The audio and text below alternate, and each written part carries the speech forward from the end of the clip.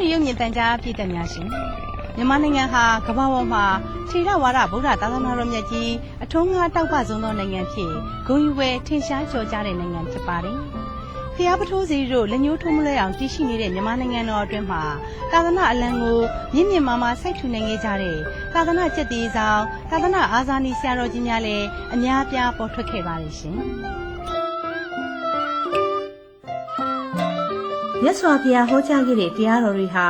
ပါဠိဘာသာနဲ့သာတည်ရှိနေကြတဲ့အတွက်ပါဠိဘာသာတက်ကျွမ်းတဲ့ယဟန်တော်တွေသာသိရှိနိုင်ပြီးပါဠိဘာသာမတက်ကျွမ်းတဲ့လူပုဂ္ဂိုလ်များကတော့တရားသဘောတရားအရာသာကိုခံစားနိုင်ခွင့်မရခဲ့ပါဘူး။ဒါကြောင့်လေတရားတော်တွေရဲ့မူရင်းအနှစ်သာရကိုအပြည့်အဝခံစားနိုင်စေဖို့ပိဋကတ်တော်တွေကိုမြန်မာဘာသာပြန်ဆိုပြီးဟောကြားတော်မူခဲ့တဲ့ပိဋကတ်အကျော်ဆရာတော်ကြီးများရဲ့ကြီးစုဟာလွန်စွာမှကြီးမားလှပါတယ်။ရောက်ရည်မြင့်တန်ကြားပြည်သက်များရှင်မိုးကုတ်ဆရာတော်ဘုရားကြီးဟာလည်းပါဠိနဲ့တက္ကသစာပေပရိယတ်များကိုကျွမ်းကျင်နိုင်နှင်းစွာတက်မြောက်တော်မူပြီးပိဋကတ်သုံးပုံမှာအင်တန်ခက်ခဲနည်းနည်းလာသောအဘိဓမ္မာဓမ္မဒေသနာတော်တို့ကိုဝိနည်းအပေါင်းတို့လွယ်ကူရှင်းလင်းစွာနားလည်နိုင်ကြစေရန်မြန်မာလိုပြန်ပြီးအရာကောက်ပြနိုင်တဲ့ပညာဉာဏ်ကြီးမားတဲ့ဆရာတော်ကြီးတစ်ပါးဖြစ်တော်မူပါတယ်ရှင်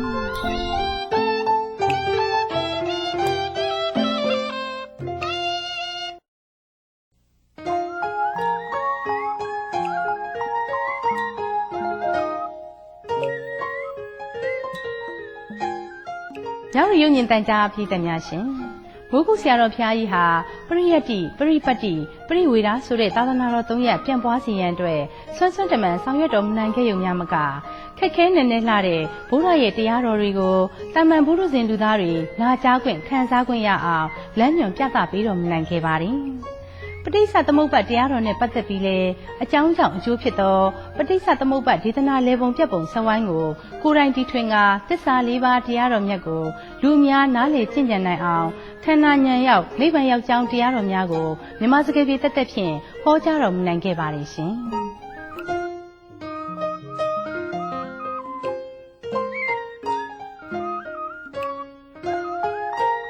မြတ်စွာဘုရားရှင်ကိုရိုမြတ်ကြီးဟာလေးတင်ချီနဲ့ကဘာတသိန်းကာလပတ်လုံးအနစ်နာခံပါရမီဖြည့်ကျင့်ပြီးဝါဆိုလပြည့်နေ့မိုးထောင်ရန်မှာပဋိစ္စသမုပ္ပါတရားတော်ကြီးကိုအနုလုံးပฏิလုံးဆင်ခြင်သုံးသပ်တော်မူပါတယ်။အဲ့ဒီအခါအာတဝက္ခယဉာဏ်တော်ရရှိကဉာဏ်တော်သုံးပါးလုံးပြည့်စုံတော်မူပြီးတပ္ပိညုတရွှေဉာဏ်တော်ကြီးကိုရရှိခဲ့သစ္စာလေးပါးမြတ်တရားကိုပိုင်းခြားထင်ထင်ကိုယ်တိုင်သိမြင်တော်မူသောဖျားရှင်ဖြစ်သူရောက်ရှိတော်မူခဲ့ပါတယ်ရှင်။အဲ့ဒီလိုဖျားရှင်ရဲ့သာသနာတော်မှာထူးမြတ်လှတဲ့ပဋိစ္စသမုပ္ပါတရားတော်ကြီးကိုပြည်သူတွေနာကြားခွင့်ရပြီးအပယ်လေးပါးမကြရောက်စေဖို့အပယ်တကားပိတ်စေဖို့ထားရှိခဲ့တဲ့ဆရာတော်ကြီးရဲ့မေတ္တာစေတနာဟာဆက်လို့မကုန်အောင်ကြီးမားလွန်းလှပါတယ်။ဆရာတော်ဘုရားကြီးဟာသာသနာတော်ပြန့်ပွားရေးအတွက်အဘိဓမ္မာညဝါများပို့ချခြင်းတရားဒေသနာများဟောကြားတော်မူခြင်းတို့ဖြင့်တဘောအတာလုံးသာသနာပြုတော်မူခဲ့ပါတယ်။ဆရာတော်ဘုရားကြီးရဲ့တရားဟောတဲ့ဟန်မှာအတန်အနှိမ့်အညင်အတန်နေအတန်ထားမပါပဲအကြောင်းအရာတစ်ခုကိုရိုးရိုးအရက်သုံးစကားနဲ့ရှင်းပြခြင်းမျိုးသာဖြစ်တဲ့အတွက်နာကြားရသူတိုင်းနားလေသဘောပေါက်လည်ကြပါလိမ့်။ဗုဒ္ဓဘာသာမြန်မာလူမျိုးတွေနဲ့မကပဲလူမျိုးကြားဘာသာကြားများကိုပါလက်ခံနားလည်လာအောင်ဟောကြားညွှန်ပြပေးနိုင်ခဲ့သူလည်းဖြစ်ပါလိမ့်ရှင်။ဆရာတော်ဘုရားကြီးကိုယ်တိုင်ဦးဆောင်ပြီးပြည်ရင်းပြည်ပသာသနာပြုလုပ်ငန်းများအဖြစ်တိရိလင်္ကာနိုင်ငံအနုရာဓမြို့မှာရှိတဲ့မဟာစီတော်မြတ်ကြီးကိုတန်ဖိုးမဖြတ်နိုင်တဲ့စိန်ဖူးတော်မြတ်ကြီးနဲ့ဗရမ ्या ကလတ်တော်တို့ကိုလှူဒန်းခဲ့ပါတယ်။ရန်ကုန်မြို့မှာလည်းစိတ်တည်းရဲ့စံတော်ရှင်ဘုဒ္ဓထောင်စီတော်မြတ်ကြီးရဲ့စိန်ဖူးတော်ကြီးကိုလည်းလှူဒန်းခဲ့ပါတယ်ရှင်။စာပေဘက်မှာလည်းစာသင်သားတန်ဃာတော်တွေအတွက်စာလိုက်ရာမှာလွယ်ကူစေဖို့အဘိဓမ္မာပိဋကတ်တော်မှာယမတ်နဲ့ဆိုင်ရာယမကမြစရိကျမ်းကိုရေးသားပြုစုထုတ်ဝေခဲ့ပါတယ်။ဒါအပြင်တရားထုတ်တဲ့နေရာမှာလည်းမိမိကဲ့သို့တရားအထုတ်လို့စိတ်ဖြစ်အောင်ကုထုဇနအလင်းပြကျမ်းကိုလည်းရေးသားပြုစုတော်မူခဲ့ပါတယ်ရှင်။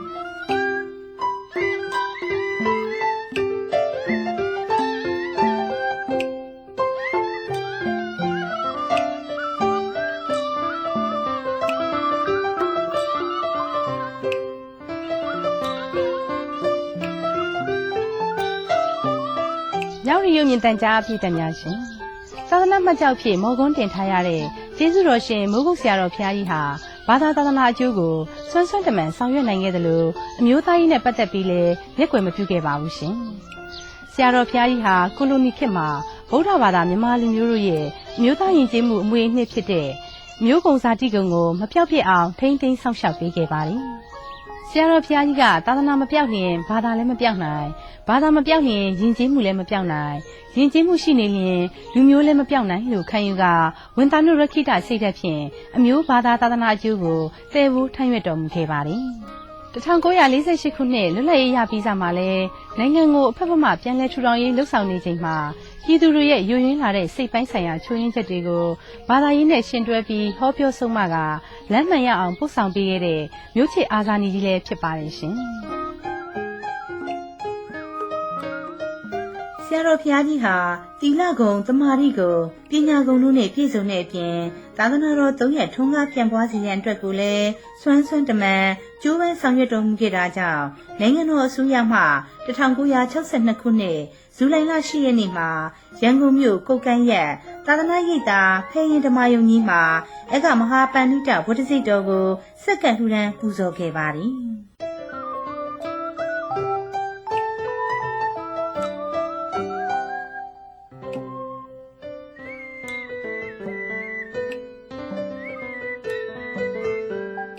မြောက်ရီရုံမြင့်တန်ကြားပြည်သက်များရှင်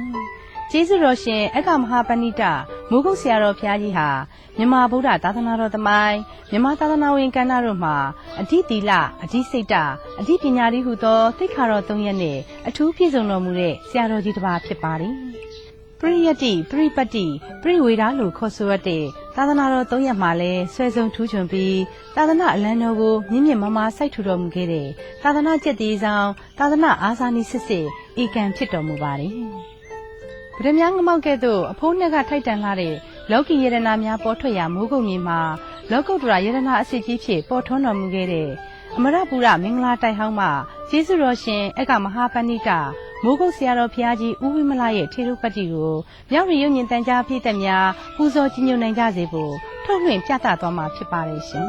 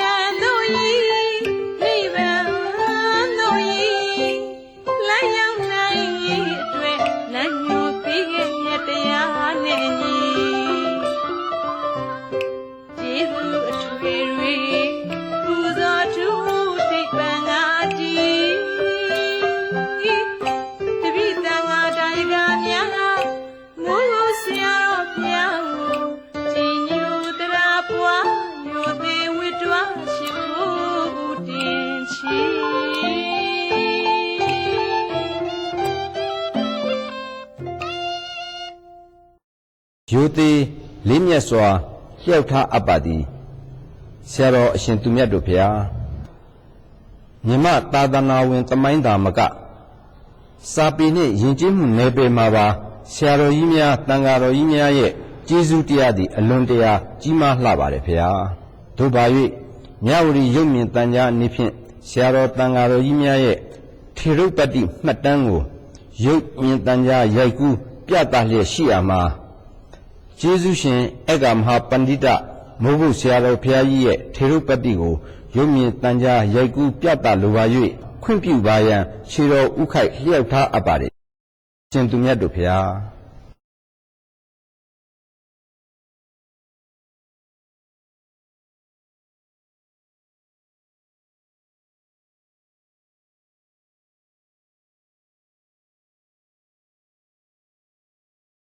မြဝတီရုံမြင့်တန်ကြားအဖွဲ့ကဘုန်းကြီးတို့မိုးကုတ်ဝဒနာတရားဌာနမိုးကုတ်ဆရာတော်ကြီးရဲ့တရားကိုအခုလိုမှတ်တမ်းတင်ပြီးတော့ပူဇော်ခြင်းကိုဘုန်းကြီးတို့များစွာပဲသာဓုခေါ်ပါတယ်ဘုန်းကြီးတို့တရားဆရာကြီးများတောင်းထားခဲ့တဲ့ ရှိရတေတတုသာဓမ္မောဓမေဟောတုသာဂရဝါသာဘေပိတတ္တာအဲ့ဒါလိုအပြင်တောင်းတာမာဆိုထားကြတဲ့စုတော်ရှိပါတယ်ရှိရတေတတုသာဓမ္မောသာဓမ္မကြီးကတော့ကြာမြင့်စွာတည်နေပါတယ်ဖွံ့ဖြိုးစွာတည်နေပါတယ်မြောက်အတိရုပ်မြင်တန်ကြာကြီးကအားလုံးသောသဗ္ဗေတတ္တသဂရဝါ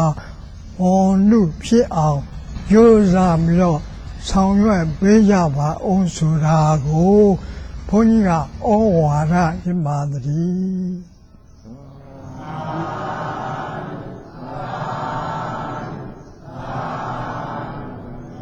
ဆင်အာဇာနီတို့မြင်းအာဇာနီတို့နွားလာဥဒ္ဓဘအာဇာနီတို့ယောက်ျားအာဇာနီတို့အမျိုးရှိရတဲ့ယောက်ျားအာဇာနီဆိုတာယောက်ျားအာဇာနီယဟန်အာဇာနီအဲ့ဒီအာဇာနီထဲမှာမိုးကုတ်ဆိုတော့ပါတယ်အဲ့ကမှလည်းမိုးကုတ်ဆရာတော်ကြီးပုရိသဇင်ရခေါ်တယ်အဲ့ဒါတွေ့ရကြုံရရခဲ့တွေ့ရကြုံရရှားပါတဲ့အာဇာနီမို့လို့နောင်အနာကပြည်သူပြည်သားတွေရဟန်းရှင်တွေလောကရေးဓမ္မရေးသာသနာလောကဒီလောကသိရအောင်ဆိုပြီးတော့မတတ်တင်တယ်မဟုတ်လားအဲ့ဒီသိရအောင်ဆိုတော့မတတ်နဲ့ဘာဖြစ်လို့မတတ်တင်လဲဒုံလဘမှုရှားပါတဲ့ပစ္စည်းမှုရှားပါတဲ့ပုဂ္ဂိုလ်ဒုံလဘဆိုတော့ရှားပါတာတွေ့ရခဲ့ကြုံရခဲ့တယ်ကြားရခဲ့တယ်နားရခဲ့တယ်အဲ့ဒါဒုံလဘပုရိသဇင်ညောဘုရားကိုယ်တိုင်ဟောတာအစီယနာနာမတိအကြောင်းကြည့်ပြီးတော့အစီယနာနာမတိအမှုကြီးတဲ့ပိဿကဘုရားဟောတဲ့ဒုံလဘပုရိသဇင်ညောတဲ့ယောက်ျားအာဇာနီယဟန်အာဇာနီဆိုတာတွေ့ခဲ့ကြုံခဲ့အမှန်ရှားပါပါတယ်နာသောတပ္ပတဇာယတိတဲ့ဒုံလဘဒီလိုယောက်ျားအာဇာနီယဟန်အာဇာနီမရှိတော့ရှိပါတယ်ရှိမယ်နေရာတကာရှိတယ်လားမရှိပါဘူးနာသောတပ္ပတဇာယတိနေရာတကာမပေါက်ဖွားပါဘူးနေရာတကာမပေါ်ပေါက်ပါဘူး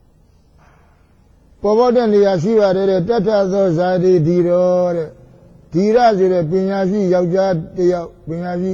အာဇာနီတယောက်ပေါ်ဖွားလာတယ်တထသောဇာတိဒီရောတဲ့အဲ့ဒီပေါ်ဖွားလာရင်ဘာဖြစ်လဲတဲ့အာလုံးချမ်းသာကြတယ်ဒုက္ခနှမျိုးတွေကမတွေ့ရင်တဲ့ဒုက္ခမတွေ့ဘဲနဲ့ဒုက္ခတွေတွေ့ပါတယ်တဲ့ဒုက္ခမခံစားရင်ပဲနဲ့ဒုက္ခခံစားရင်တဲ့ပုဂ္ဂိုလ်တွေကြောင့်ဒုက္ခတွေ့ပါတယ်တဲ့အဲ့ဒါတတ္တသောဇာတိဒီရောတံကုလံဒုက္ခမေရတိတဲ့အဲ့ဒါဘုရားကအမှန်ရှင်းပါတယ်ဘုရားဟောဒီတဲ့တံကုလံဒုက္ခမေရတိတဲ့တစ်မျိုးလုံးတသနာလုံးပြည်သူပြည်သားတွေအကုန်လုံးအဲ့ဒီကနေတိုးချဲ့လိုက်ရင်ကဘာကြီးကိုလူသားတွေအကုန်လုံးပေါ့လူသားတွေအကုန်လုံးချမ်းသာဒုက္ခရပါတယ်လူသားတွေအကုန်လုံးအဲ့ဒါကြောင့်မို့လို့ပုရိသဇင်ညခေါ်တဲ့ယောက်ျားအာဇာနီယဟန်အာဇာနီတပါးတူတယောက်ပေါ်ပေါက်ပြီးတော့လာတဲ့အတွက်ကြောင့်အကုန်လုံးချမ်းသာဒုက္ခနဲ့ရပြီးတော့တကယ်လို့တရားတွေတွေ့ရင်ရပါတယ်တဲ့ဒေသတိုင်းရွာတိုင်းကနေပြီးတော့အဲ့ဒါပညာရှိမထက်ပါဘူးတဲ့တို့ဆိုတော့ကြီးဥယျာဉ်တော်ရွာကအဲ့ဒါပြောရမယ်ဆိုဥယျာဉ်တော်ရွာတွေကလူတွေကအဲ့ဒါဝမ်းသာကြရကောင်းတာပေါ့လေအတ္တစရာကောင်းတာပေါ့ဒီတစ်ပါးတည်းပေါ်တယ်အဲ့ဒီနေတင်တယ်လည်းကြည့်လိုက်အောင်အဲ့ဒီနေတင်တယ်လည်းကြည့်လိုက်အောင်အဲ့ဒီကတိုးချဲ့ခင်တကူကြည့်လိုက်အောင်ပြည်နယ်တကူကြည့်လိုက်အောင်မလွယ်ပါဘူးဌာနေအရာတိုင်းနဲ့နတ်ပါဏိတပညာရှိမထွက်ပါဘူးပညာရှိမပေါ်ပါဘူးအဲ့ကမှဘာလို့လဲမိုးကုတ်ဆိုတော့ဘုရားကအဘိဓမ္မာကိုအမြဲပို့ချတဲ့ရဟန်း9ဝါ8ဝါစပြီးတော့ဆရာတော်ကြီးကရဟန်း10ဝါလောက်9ဝါလောက်တည်းတို့ကလည်းအသက်16နှစ်16နှစ်ကိုကြီးဘွားတွေမှာဒီအရှိဘကတက်ကလေးမှာအဘိဓမ္မာတွေချနေတာအဲ့ဒါတို့လိုက်ဖူးရတယ်အဲ့ဒါအောက်ရမဲ့9ရက်ချအဲ့ဒီကြောင့်တောင်ဘက်ကတိုက်တောင်ဘက်ကဒါနပိစ္ဆောတကျောင်းတွေတို့ကနေလာတာ3လနေဘူးဒီလာစားလိုက်ဘူးတယ်အဘိဓမ္မာတက်ပိုင်တာပဲအဲ့ဒီတွေကပိုင်မှသိပါတယ်အဲ့ဒါအဘိဓမ္မာဒီတဲ့ကြီးလာတော့ပိုးပိုင်တာပေါ့အဲ့ဒါဝီနည်းတဲ့အဲ့ဒါတန်ဃာတော်တွေနေဖို့ထိုင်ဖို့ပညာချက်တွေဥပဒေတွေထုတ်တယ်ဝီနည်းအကျင့်သုတ်တန်နဲ့အဲ့ဒါနီးမိစရာတွေသုတ်တန်နေမှာဟောတယ်ဗျာသုတ်တန်ပိဋကဝီနည်းပိဋကအဘိဓမ္မာပိဋကကသဘောတွေဟောတယ်သဘောတွေအမှန်တန်သိမ်မှုတွေအမှန်တန်နည်းနေတယ် အင်မတန်သိမ်မွေ့အင်မတန်နည်းနေတဲ့သဘောစကားရကိုပိုင်မှာဘောအဘိဓမ္မာတွေကိုသူကချလာတာအဘိဓမ္မာကအဲ့ဒါသဘောခေါ်တယ်အဲ့ဒါသဘောအဓိပ္ပာယ်တွေဒါမှမဟုတ်လို့အဘိဓမ္မာငငယ်ရစပြီးတော့ပို့ချပြီးတော့လက်ပြက်လာတဲ့အတွက်ကြောင့်အဲ့ဒါဝိပဿနာဉာဏ်တွေအနုလောမဉာဏ်တွေယထာဘုဒ္ဓဉာဏ်တွေပိုင်းပြီးတော့ဟောနေပြောနေတာ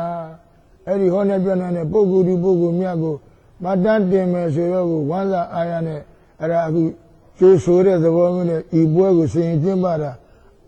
အားလုံးဤပွဲကြီးဆင်ကျင်းပတဲ့အတိုင်းအဲ့ဒါအဆုံးတရားအဲ့ဒါအစားလည်းအဆုံးသုံးပါးလေးညီညွတ်နဲ့ဝမ်းမြောက်ဝမ်းသာအောင်မြင်နိုင်ပါစေသတည်း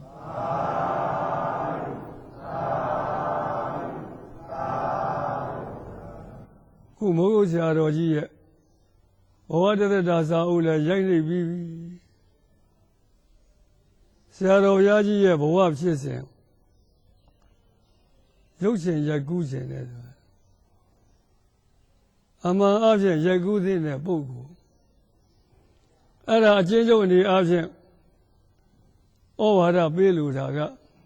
ဒီလိုသာသနာအာဇာနည်ဖြစ်လာအောင်နိုင်ငံကျော်ကြားလာအောင်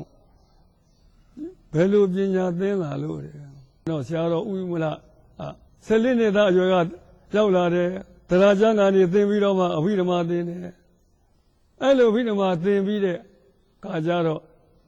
ယဟန်ဖြစ်ပြီး10ဝါကျော်ရ1994ခုနှစ်ကစပြီးတော့ဆရာတော်ကအဘိဓမ္မာတရားတွေဟောတယ်အဲ့လိုမိုးကုတ်ဆရာတော်တွင်ပြီးတော့တရားဟောတာဘယ်လောက်လုံးနှစ်ပေါင်း30တဲ့10ဝါရချိန်ကစပြီးတော့ဟောတော့ဟုတ်တာပေါ့နှစ်ပေါင်း30နောက်ဆရာတော်ရဲ့တရားတော်တွေဆရာတော်ဝါနတ္ထပြန်တော်မူပြီးနောက်ဆောင်ရွက်ကြတာဘ누구တွေတို့တကားတို့ဟောမိုးကုတ်ဝိပဿနာဓမ္မရိပ်သာအဖွဲ့ချုပ်တဲ့မိုးကုတ်ဝိပဿနာတရားလားစဉ်နဲ့လုပ်ငန်းစဉ်ပြပွားရေးအဖွဲ့ချုပ်တဲ့အဲ့ဒီအဖွဲ့ချုပ်ကြီးတွေကဆောင်ရွက်တာဆရာတော်ဟောတဲ့တရားတွေယခုကာလလိုကက်ဆက်မဟုတ်ဘူးရှေးတုန်းကတိတ်ခွေအဝိုင်းကြီးတွေအဲ့ဒါနဲ့ဖန်တာဒါကူးပြီးတော့စာအုပ်ရိုက်တယ်အမတ်စင်အနေနဲ့ထွက်တာဘုန်းကြီးတို့မှတ်မိသလောက်စာအုပ်ရဲ့39အုပ်40လောက်ရှိတယ်အဲ့ဒါကြောင့်မို့ဒီဆရာတော်ရဲ့ဘဝချစ်စဉ်အကျင့်ကိုမှတ်တမ်းတင်နေတယ်ဆိုတာအကောင်းဆုံးပဲတင်လဲတင်နေတယ်ဆိုတဲ့အကြောင်းဘုန်းကြီးကဩဝါဒပေးလို့ရင်ဖြစ်တယ်ဒီဩဝါဒတိုင်းလိုက်လာခြင်းသုံးပြီးတော့အားလုံးပြည်သူတူမြောက်များမထိခိုက်ရအောင်သာသနာပြုစိတ်ဓာတ်နဲ့ညီညွတ်မှတ်တတ်တဲ့ဆောင်ရွက်သွားကြပါလို့တိုက်တွန်းရင်းညီကုန်းချုပ်ပါတယ်